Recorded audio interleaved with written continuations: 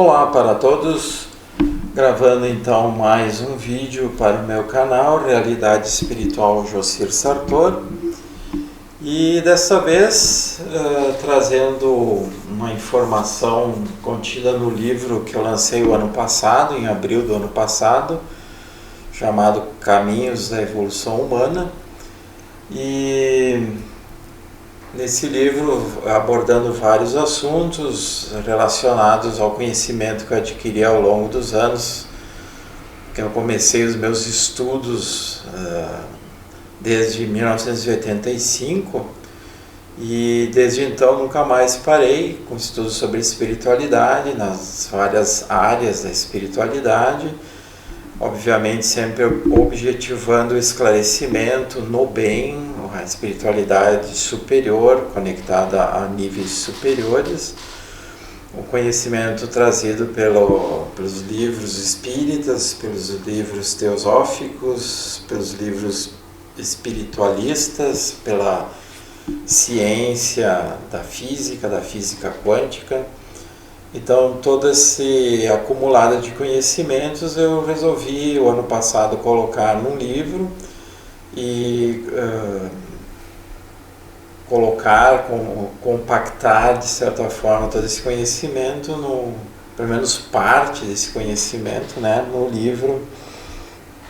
E aí, até se alguém tiver interesse em adquiri-lo, deixo ali uma mensagem, que ele é um e-book em PDF, arquivo PDF, e entre em contato comigo, que eu mando ele via ou WhatsApp ou e-mail, pode ser feito o pagamento.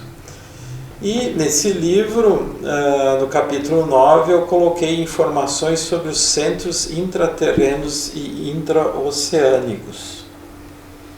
Então, eu coloquei assim: na história da humanidade houveram inúmeros relatos de pessoas que disseram ter acessado com o corpo físico ou com os corpos sutis os centros intraterrenos e intraoceânicos em épocas diferentes. Esses relatos nunca foram levados a sério, sendo conhecidos apenas por aqueles que se interessam por algo mais, por um estudo transcendente. Um desses relatos, talvez o mais famoso, foi o do almirante da Marinha dos Estados Unidos, Richard Evelyn Byrd, que explorou as regiões do Ártico e da Antártida. Byrd realizou uma expedição em fevereiro do ano de 1947 na região do Ártico, onde ele afirma ter entrado em um grande buraco em meio às montanhas nevadas. Posteriormente, o governo norte-americano tentou desmentir que essa expedição tivesse acontecido. Byrd, então, depois de entrar na caverna descoberta, descreve ter se encontrado, após atingir certa profundidade, com seres de outra dimensão que o receberam bem e lhe disseram serem guardiões do planeta Terra. Esses seres intraterrenos, muito avançados moralmente e cientificamente, lhe informaram que não aprovavam o uso de armas nucleares, advertindo para o perigo que o uso delas traria, o que poderia levar a uma catástrofe global. E também alertaram para a necessidade urgente dessa humanidade mudar de comportamento, voltando suas mentes para a expansão e interação com os níveis superiores da vida. Voltando para Washington, Byrd levou o recado do inesperado encontro em reunião com a cúpula do governo norte-americano. O presidente da época norte-americano era Harry Truman. Depois dessa reunião, o governo norte-americano resolveu ficar em silêncio e manter os relatos em segredo. Talvez porque a humanidade poderia vir a questionar quem de fato governava as nações. Sobre esse encontro, José Trigueirinho Neto, no livro Mistritlan, menciona o fato sem entrar em detalhes. Os centros intraterrenos e intraoceânicos possuem funções mais ou menos parecidas com as colônias espirituais, mas com algumas diferenças, como veremos a seguir. Uma das maiores diferenças diz respeito às suas localizações, pois as colônias espirituais estão situadas num plano acima das cidades físicas, vibrando em frequências elevadas e por isso mesmo tornando-se invisíveis para a nossa percepção física. Já os centros intraterrenos e intraoceânicos se situam, como o próprio nome diz, dentro das estruturas físicas do planeta, ou dentro da estrutura física do planeta. Podemos dizer que estão debaixo da Terra. Por isso, muitos podem pensar que por estarem dentro da Terra, esses centros seriam habitados por seres atrasados e de frequência vibratória inferior. Aqui fazendo um parênteses meu, comentando, né, o trecho do livro ali, muita gente já li e já ouvi em vídeos dizerem que porque são seres intraterrenos, então que são seres primitivos, ultrapassados, uma civilização atrasada, até negativa, trevosa, o que não tem nada a ver com a realidade, pelo que se percebeu através do trabalho do Trigueirinho, do grupo dele, e também no grupo que eu faço parte, todas as pesquisas que eu fiz, a nível também espiritual, sutil, pode-se perceber que é bem o contrário, são seres muito avançados, justamente que vêm de outros planetas e que se somam aos seres mais avançados desse planeta para juntos trabalharem ajudando a humanidade. E continuando no livro, na verdade, essas estruturas imensas se localizam extrafisicamente, existindo em níveis de energias ainda mais altas do que as colônias espirituais. E seus habitantes vêm de vários pontos mais evoluídos do universo. Talvez quem leia essas informações poderia questionar como é que eu sei disso. Eu respondo que é devido aos vários anos de pesquisas nos livros de Trigueirinho e principalmente devido aos trabalhos espirituais onde, com a devida permissão maior, pude com o grupo de encarnados acessar inúmeras vezes essas estruturas de forma extrafísica e conhecer como elas são, como eu tinha mencionado antes, né? Em todos esses anos em que participo como um mero colaborador do plano espiritual superior, me foi mostrado detalhes desses centros. Por causa disso, conheci conscientemente apenas algumas partes de toda essa complexidade. O mesmo vale para o conhecimento que tenho sobre as colônias espirituais. José Trigueirinho Neto foi o primeiro autor, juntamente com seu grupo, a mencionar esses lugares através de livros. Eles foram inspirados pelo plano superior que lhes passaram esse conhecimento muito avançado para a humanidade atual. Além das informações passadas nos livros, podemos ter conhecimento das localizações desses centros, correspondentes com o nível físico por várias evidências. Uma dessas evidências é que onde os centros se localizam, muitas vezes acontecem vários tipos de fenômenos físicos, como o da alteração de campos de energias, avistamentos de OVNIs, os objetos voadores não identificados, fenômenos de cura, materializações de seres e etc. Nesses lugares as energias fluem com maior intensidade e é possível notar, caso uma pessoa mais sensível sintonize, que existem fluxos de energias contínuos emanados por eles, seja estando de corpo físico ou se sintonizar à distância, como no momento de meditação. Talvez a distância seja um pouco mais difícil de sentir as energias, já que podem existir distrações que impedem uma concentração melhor. Então, o que eu posso dizer de minha parte é que quando eu estive nesses lugares, esses vários lugares, em trabalhos internos de autoaprimoramento, de cura e tal, foi possível perceber com certeza uma diferença enorme de energias, da qualidade da energia que existe nesses pontos e que difere muito com qualquer outro ponto no meio da natureza e principalmente no meio de uma cidade, né? E continuando o livro, quando estamos sintonizados com um desses centros, é possível acontecer o avistamento de naves, tanto com os olhos físicos, caso se esteja com o corpo físico presente naquela região, como com a percepção extrasensorial ou clarividência, o que é mais comum, sendo que a observação das naves e seres através da percepção extrasensorial é mais provável, pois poucas vezes se materializam. As naves são os veículos de trabalhos dos centros e estão o tempo todo em atividades diversas. Elas podem canalizar energias para transmutar e harmonizar campos de desequilíbrios energéticos, além de recolherem seres que desencarnaram e encaminhá-los para serem ajudados nas colônias ou nos centros intraterrenos e intraoceânicos, ou ainda transportarem os corpos sutis de encarnados para algum atendimento de cura. Muitas vezes a consciência de um encarnado nos momentos de desdobramento dos corpos sutis para dentro de uma nave foi confundida por muitos como uma abdução.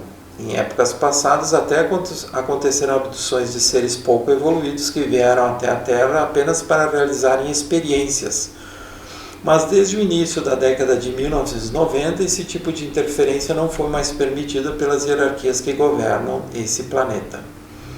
A seguir mostro algumas fotos que tirei ao longo de vários anos, onde apareceram algumas energias materializadas, seres e naves em diversos locais onde existem os centros ou as bases de operações. Mas, como as manifestações superiores são dinâmicas, muitas delas ocorrem onde não existe necessariamente um centro ou uma base de operações ou até uma coluna espiritual. Geralmente, uma materialização superior acontece para mostrar aos encarnados que eles estão sendo apoiados e orientados por níveis superiores. Para alguns, somente a percepção com os sentidos físicos é que se sensibilizará e modificará a sua consciência. Como já mencionei antes, a interferência dos limitados 5 sentidos cerebrais faz com que existam bloqueios constantes na mente dos encarnados. Caso uma pessoa mais espiritualizada consiga contatar com as energias superiores, ela perceberá toda uma realidade que é captada pelos seus chakras superiores, principalmente pelo chakra coronário, que se liga ao corpo físico através da glândula pineal. Então nessa foto aí, vamos observando, eu tirei de um lugar chamado Ninho das Águias, perto de Nova Petrópolis, Rio Grande do Sul. Em 1994 eu tirei essa foto com uma máquina ainda de filme de película, porque na época não existia câmeras digitais. E vocês podem ver nesse facho alaranjado o percurso que uma nave fez. Essa nave estava sobre nós e ela se deslocou rapidamente, naquele sentido que aparece o risco. Lembrando que ainda ela fez questão de mostrar a energia dela, depois ela recolheu a energia, vocês veem aquele espaço em branco ali, e depois novamente ela se mostrou na linha que ela seguiu, né? Nessa outra foto a gente observa um campo aqui perto de Caxias do Sul, onde a gente observa a presença de um ser bem à direita da foto, a silhueta de um amigo maior, de um ser, de uma hierarquia que se materializou quando eu tirei essa foto. E se a gente observar bem, se vê bem a silhueta desse ser. Vocês podem observar a cabeça, a parte do ombro, o corpo. E à esquerda ali vocês veem que não pode ser a luz do sol nas lentes da máquina, porque vocês observam que a luz do sol ali foi captada pelas lentes da máquina e fez essas figuras geométricas típicas de quando a luz do sol entra na máquina, né? Essas bolinhas, essas outras formas, hexágonos e tal, que se formam quando a luz do sol entra nas lentes da máquina. Então à esquerda é esse efeito do sol sobre as lentes da máquina, e à direita a presença da hierarquia. Aqui, numa fazenda lá perto de Cambará do Sul, eu observei no céu, percebi que existia 2 luzes muito fortes no início da noite. Eu coloquei a máquina sobre um tripé e ali eu bati a foto com exposição B, onde fica o obturador da máquina. Ele se abre, o diafragma da máquina se abre e ele fica captando todo toda a imagem que aparece em movimento. Então ele registra todo o movimento numa mesma foto. E aqui a gente pode observar que se fosse estrela, não ficaria nesse formato, porque ficou alguns segundos, talvez 1 minuto quando muito. E aí vocês observam inclusive a da direita emanando toda uma energia, extrapolando ela, né, o formato dela, e a da esquerda ali menor, com menor intensidade, talvez porque estivesse mais longe, e com um detalhe ali na parte de baixo, como uma falha ali. Essa outra foto eu tirei também de um objeto que eu vi no céu num dia aqui em Caxias do Sul, observando o céu. Eu vi que esse objeto se movimentava, e para tirar a dúvida, eu botei também a máquina sobre o tripé e tirei a foto, e realmente ele fez o movimento da direita para a esquerda, fazendo esse rastro de energia com diferenças, né, nessa emanação energética. Certamente foi mais uma nave que estava ali com certeza a serviço naquele momento.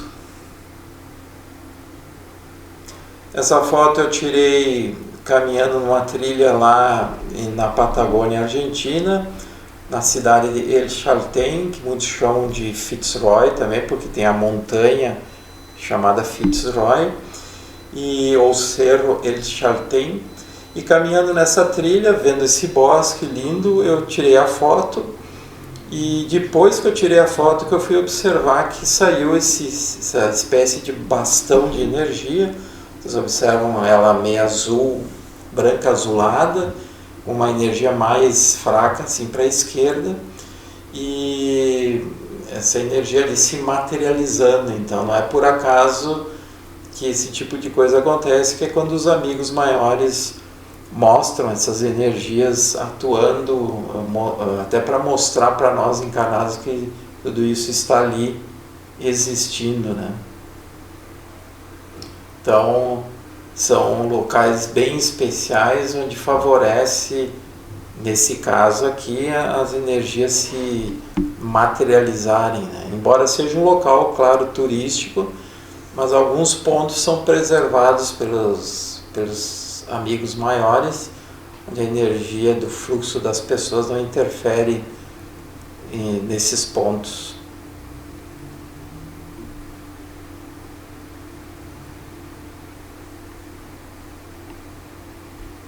Então nessa percepção dessas energias também oferecem para a gente que está vivendo aquele momento, mesmo que não veja essa energia materializada ali, a gente consegue sentir algo especial, alguma energia especial que faz a pessoa tirar foto, querer registrar, né? Nessa foto foi lá no Cerro Siete Colores, no deserto do Atacama, início do deserto do Atacama da parte argentina, e ali mostra também de novo a questão do Sol. Vocês podem ver um pouco ali para a esquerda, mais ou menos no meio da foto, uma bolinha, e mais embaixo da foto, bem clarinho também, uma bolinha. Então isso são os reflexos do Sol na lente da máquina. Isso aí é a diferença. E à direita vocês veem essa bola que está ali bem visível, né? Meio rosada, uma cor meio rosada, que é a materialização ali, no sentido, um formato ovalado, né? Que é a materialização também de um amigo maior, de uma hierarquia que se manifestou ali para se mostrar visível, para nós percebermos que eles estavam ali. Momentos que depois a gente se concentrou e percebeu, claro, a presença deles junto a nós, nos trabalhando com energias e canalizando informações. Aqui é uma foto que eu tirei em Urubici, na Serra de Santa Catarina. Olhando só a foto assim é difícil encontrar a nave, que eu coloquei um círculo azul para destacá-la, né?